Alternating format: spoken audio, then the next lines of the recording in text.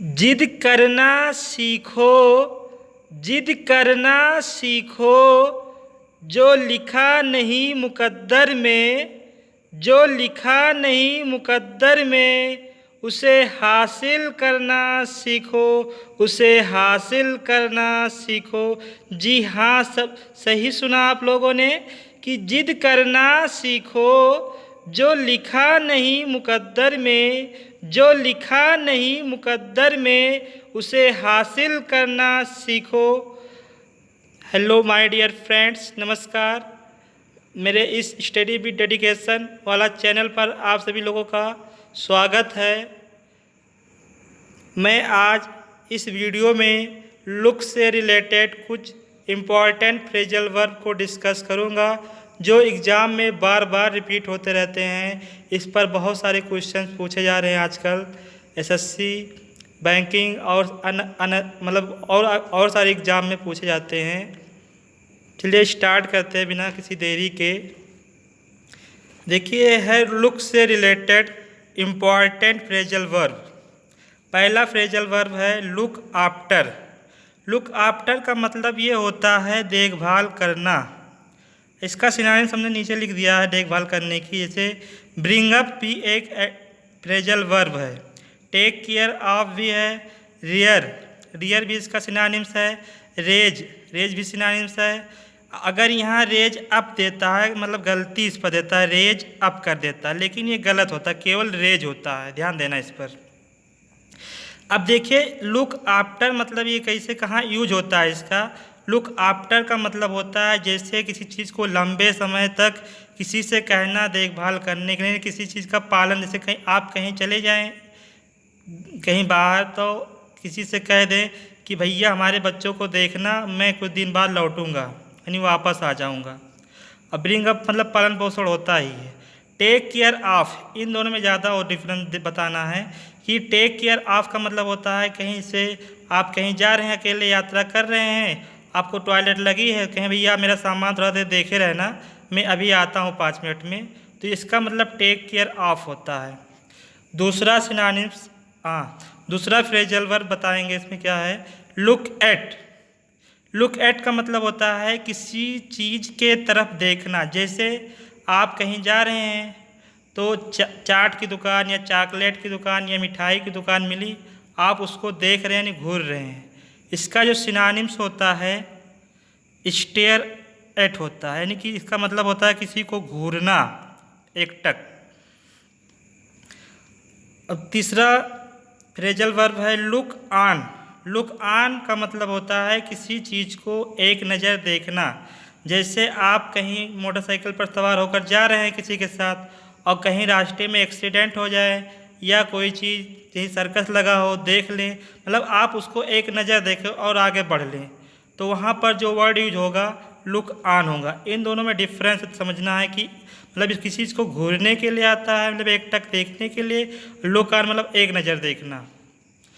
Look for, look for मतलब होता है नॉर्मल किसी चीज़ की तलाश करना। जैसे हम लोग कहीं चाबी खो जाए मेरी या कहीं पेन खो जाती है तो उसको खोजने लगते हैं, तो उसे कहते हैं लुक फॉर। इसका सिनोनिम्स है search for, Hunt for, quest for, pursuit of. ये सब प्रीपोजिशन के लिए भी इम्पॉर्टेंट होते हैं।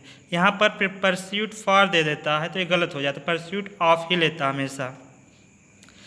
अब इसका एक मैंने एग्जाम्पल लिख दिया है, सी looked for the key in the room. वह मतलब कि कमरे में अपनी चाबी को तलाश रही यानी खोज रही है।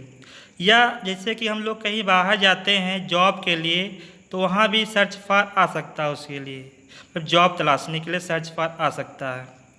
पांचवा फ्रेजल वर्ब है लुक इनटू। लुक इनटू मतलब होता है किसी मामले की जांच पड़ताल करना या छानबीन करना।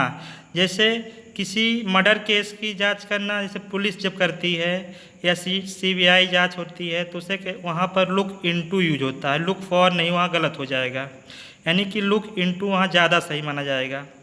इसका एग्जाम्पल जो होगा the police looked into the murder case, मतलब पुलिस जो है मर्डर केस की क्या कर रही है, छानबीन जांच पड़ताल कर रही है। छठवां जो है phrasal verb look out for.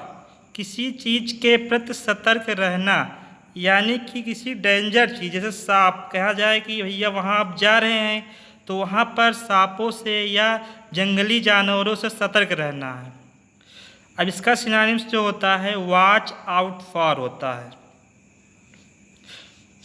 अब सातवां फ्रेजल वर्ब है लुक अप। लुक अप का मतलब होता है किसी चीज़ को खोजना, पढ़ने के लिए या सीखने के लिए।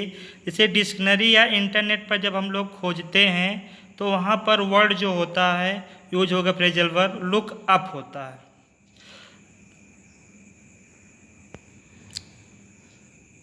आठवां फ्रेजल वर्ब है लुक अप टू।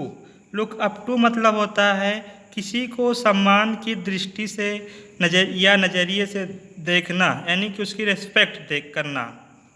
देखिए लिखा है लुक अप टू, मतलब कि उसको ऊपरी निगाह से देखना, मतलब कि किसी को नीची मतलब गिरी नज़र से मत देखना।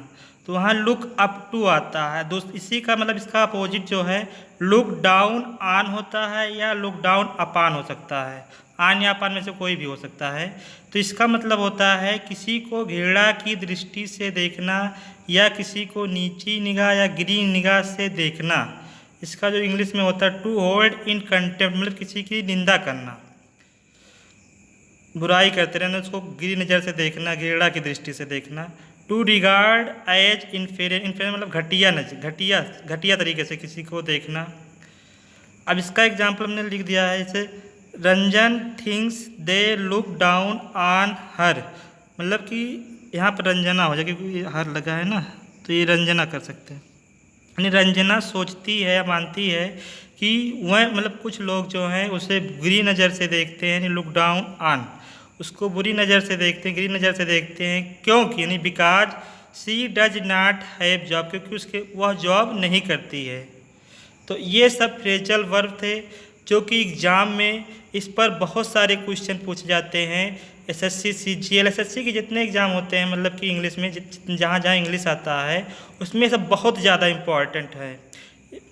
और बैंकिंग में भी इसका रोल है बहुत। इंटर वाले भी पढ़ सकते हैं, मतलब कि इंटर हाई स्कूल चाहे जो पढ़ना चाहें, या अदर एग्ज़ाम एनडीए एयरफोर्स, सारे लोग सारे लोग के एग्ज़ाम में बहुत ज़्यादा इम्पॉर्टेंट होता है। इसलिए आप सभी लोग इसको ज़रूर पढ़िएगा और लर्न कर लीजिएगा, क्योंकि एग्ज़ाम में बहुत ज़्यादा हेल्पफुल होने वाला है। मतलब होने क्या वाला है, ये हमेशा रहता ही है, बहुत ज़्यादा इम्पॉर्टेंट फ्रेजल वर्ब है। थैंक्स मेरे प्यारे दोस्तों। Okay bye.